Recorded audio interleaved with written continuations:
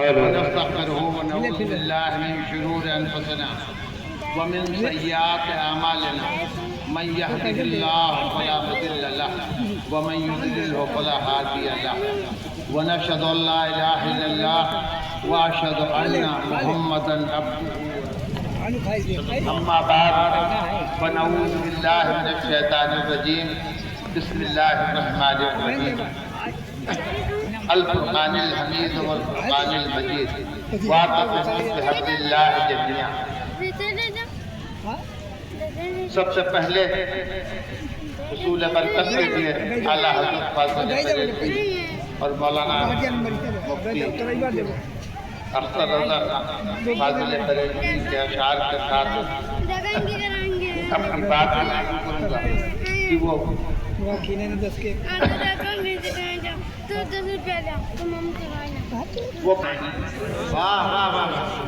وہ کمال حسن حضور ہے کہ گمان نفس جہاں نہیں،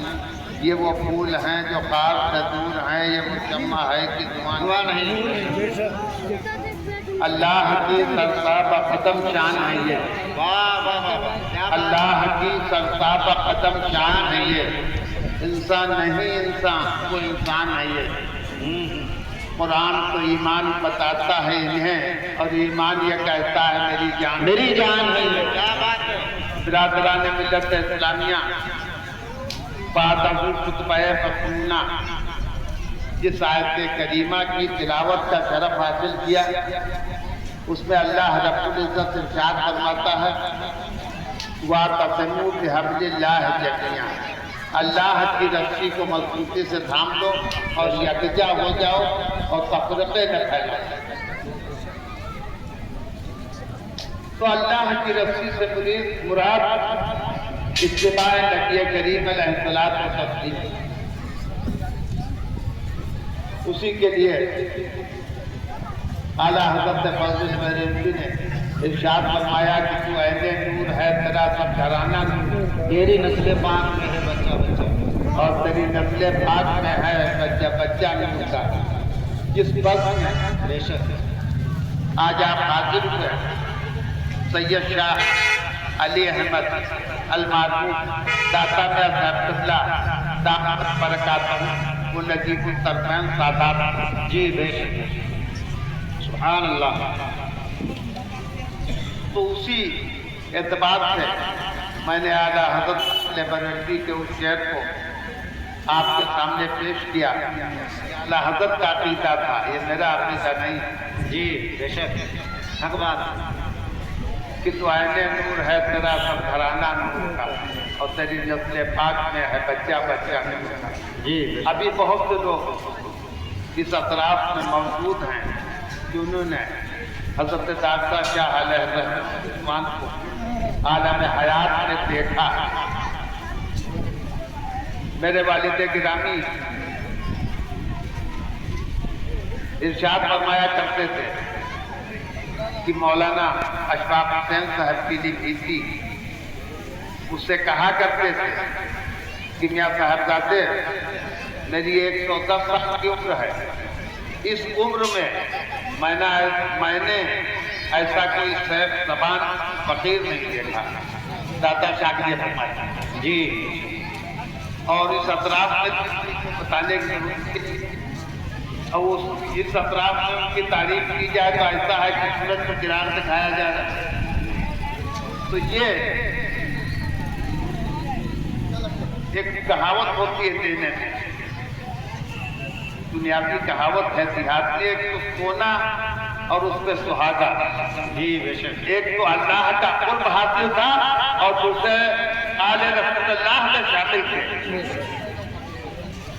اور آپ نجیب الطرفین سادات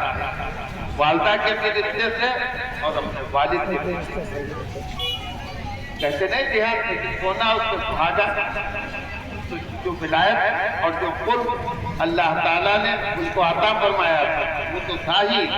اس کے ساتھ ایسا وسیلہ عطا کر دیا تھا کہ جس کے خلاف جانے سے ایمان طلب ہو جاتا۔ بڑے بڑے علماء مولانا عزیز اللہ صاحب موجود ہیں، اور فقہا نے ارشاد فرمایا کہ دو لوگ ایسے ہیں کہ جن کا عمل نہیں دیکھا جائے، ان کا ادب دیکھا جائے، اس میں آپ کے والدین، آپ کی ماں طیبہ ہے، طاہرہ ہے، کیا ہے،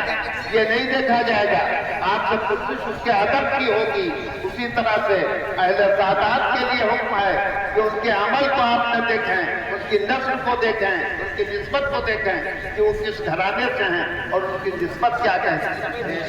ایسا نہ ہو کہ ان کی گستاخی سے ہم گستاخ رسول اللہ ہو جائیں، جو نہ دنیا کے رہ جائیں نہ دین کے رہ جائیں، اور میدان حشر میں ہم کس کے وسیلے کے ساتھ اللہ کی بارگاہ میں حاضر۔ جی صحیح۔ تو حضرت مولانا روم ارشاد فرماتے ہیں کہ بے ادب محروم باشد بس ہے، کہ جو بے ادب ہے وہ اللہ کے فضل سے محروم ہو جاتا ہے۔ دوسری جگہ ارشاد فرماتے ہیں کہ تن سے جان ہو جہاں سے تن مذکور ہے، تن سے جان ہو جہاں سے تن مذکور ہے، اور لائق کفرا دیتے جان جسم اور روح یکجاں دیکھیں، جسم کو روح کے دیکھنے کا دستور ہے۔ کوئی شخص ایسا ہے جو اپنی روح کو دیکھتے، اور روح جب پرواز کر جاتی ہے تو یہی جسم جس کے لیے آپ اٹھتے ہیں، کوئی ہاتھ ٹوٹتا ہے تو پیر ٹوٹتا ہے، جس لیے آپ وہ کرتے ہیں، لیکن جب اس جسم سے روح پرواز کر جاتی ہے تو وہی لوگ کہنے لگتے ہیں کہ لاش، اور لاش کے لفظی معنی حادثے کے لیے لاش ایک تو بے جان چیز کو لاش ہے، اور دوسرے لون استعمال ہوتا ہے کہ نقصان، آپ کہتے ہیں جلدی ہٹاؤ، جلدی تنقید کرو، اور تنقید کا جلدی کرنا ہی سنت ہے، اور بہت جلدی بہانے بتانے لگتے ہیں۔ برادران یہ وہ اولیاء اللہ کی ہستیاں جنہی کے لیے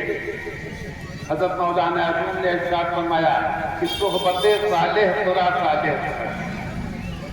صحبت صالح ترا صالح سنت، اور صحبت صالح ترا صالح، کہ جب اچھے لوگوں کی صحبت میں جاؤ گے تو اچھائیاں لے کر آؤ گے، اور صحبت صالح ترا صالح سنت، جب برے لوگوں کے ساتھ بیٹھو گے تو برائیاں شامل ہوں گی۔ اور اس کی تفسیر میں مفسرین نے ارشاد فرمایا کہ اس کی مثال ایسی ہے کہ اگر کوئی شخص کسی عطر فروش کی دکان پر جائے اور عطر نہ خریدے لیکن وہ خوشبو لے کر واپس آئے، اور دوسرا شخص کسی شراب خانے میں جائے اور وہاں شراب کو نہ استعمال کرے لیکن اس کی بدبو سے نہیں ملے، تو یہ اولیاء اللہ کی بارگاہیں جو بہترین کے صحبت سے اللہ سے نزدیکیاں پیدا ہوتی ہیں۔ کسی شاعر نے لکھا ہے کہ یک زمانہ صحبت بااولیاء، یک زمانہ صحبت بااولیاء، سب سال کہ 10 سالہ عبادت لے لیا، 100 سال کی عبادت جو دے لیا ہے خلوص کے ساتھ نہیں ہے، اس سے کسی ولی کی صحبت میں ایک ساتھ کا گزارنا بہتر ہے۔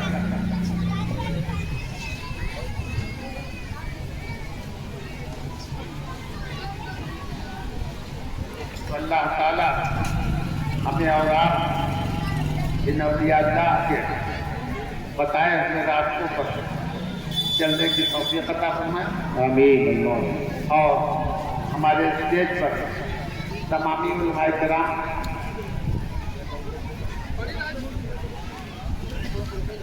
میں یہاں پر ایک بات اور عرض کرنا چاہتا ہوں،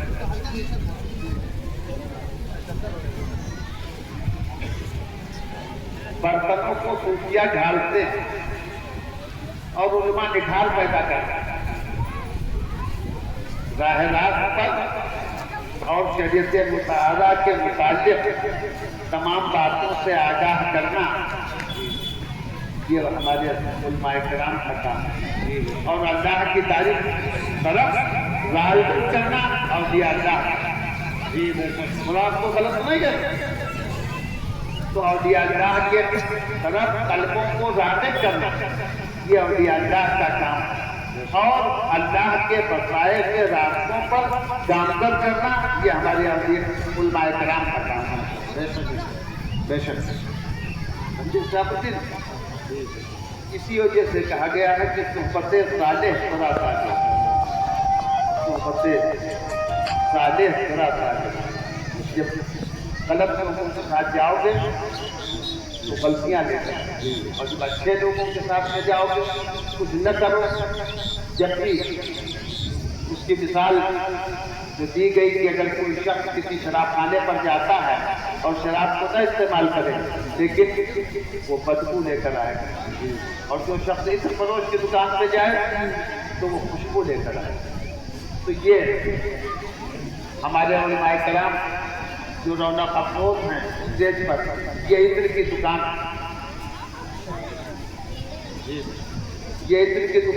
ان کی صحبت میں بیٹھو گے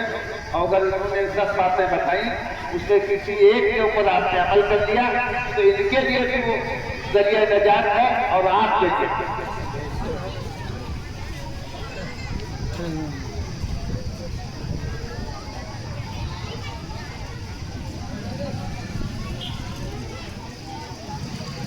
یہ آج کی تقریب حضرت سید شاہ علی احمد المعروف داتا میاں علیہ الرحمہ و رضوان کی یاد میں منایا گیا ہے، اور اسی ضمن میں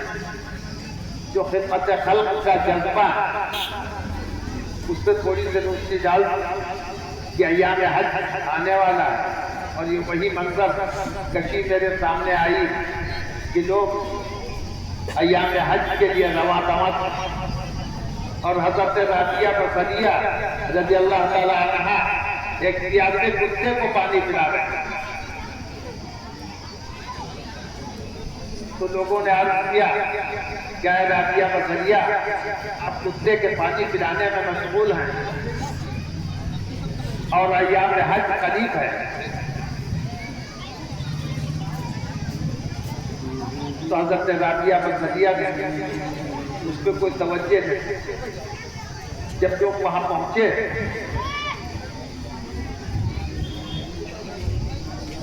تو لوگوں نے پوچھا، دیکھا کہ وہاں اس عام میں لوگ کہہ دیتے ہیں اس کی بھی میں تشریح کرتا کہ کعبہ ہی نہیں تھا، کہا کہ کعبہ جو ہے وہ حضرت رابعہ بصریہ کے دیدار کے لیے گیا ہوا، اس میں بھی تھوڑا پھنس جاتے ہیں۔ جو اینٹ پتھر سے بنایا ہوا کعبہ جو حضرت ابراہیم اور اسماعیل نبی علیہ السلام نے بنایا تھا وہ کعبہ نہیں ہے، بلکہ اس میں فقہا نے لکھا ہے وہ تجلیات نورانی جو بارگاہ رب العزت کی طرف سے خانہ کعبہ پر رواں اور رواں رہتی ہیں، وہ تجلیات حضرت رابعہ بصریہ کی تعظیم میں سے کعبہ نہیں چلا نہ کعبہ ہٹا، غلط نہیں تھا، وہ تجلیات جو تھیں وہ تعظیم حضرت رابعہ بصریہ کی طرف منتقل تھی۔ تو جب کوئی شخص اپنے رب کی بارگاہ میں اپنے کو وقف کر دیتا ہے، اللہ کی راہ میں سپرد کر دیتا ہے، تو اس کا اٹھنا بیٹھنا بولنا ہر کام اللہ کی جانب سے